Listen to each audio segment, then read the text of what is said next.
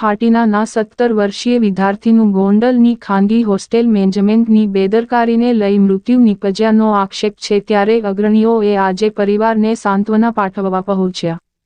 જ્યારે 4 દિવસ પછી પણ મેનેજમેન્ટે વાલીને સાંત્વના આપવાના બદલે ફરક્યા પણ નહીં. આવા સંચાલકો સામે પગલાં લેવા અગ્રણીઓએ માંગ કરી. ગોંડલ બ્રહ્મ સમાજના આગેવાનો જીતેન્દ્ર આચાર્ય સહિત ગોંડલ બ્રહ્મ સમાજ આ પરિવારને સાથે બનાવની જાણ થતાં પહોંચ્યા પરિવારના ઘરે.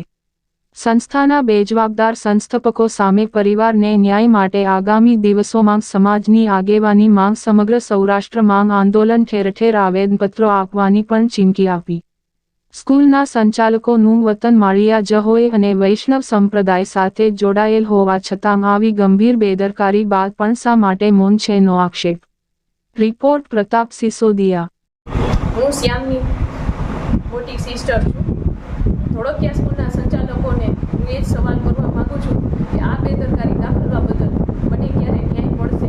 મેં રક્ષાબંધનના દિવસે મારો એકનો એક આશાભર્યો ભાઈ ગુમાવ્યો છે અને મારે આ દિવસ જોવાનો વારો આવ્યો છે. 4 દિવસથી મારો ભાઈ બીમાર હતો. એ ટાઈમે અમને જાણ કરી છે. અમે મારા ભાઈનું મોઢું પણ જોઈ શક્યા નથી અને રક્ષાબંધનના દિવસે મારા ભાઈના મૃતદેહને મેં રાખડી બાંધી છે. એથી અભાગ્ય દિવસ મારા માટે શું હોઈ શકે? તો મારો ધોળકિયા સ્કૂલ પાસે એ જ સવાલ છે કે અમને ન્યાય ક્યારે મળશે.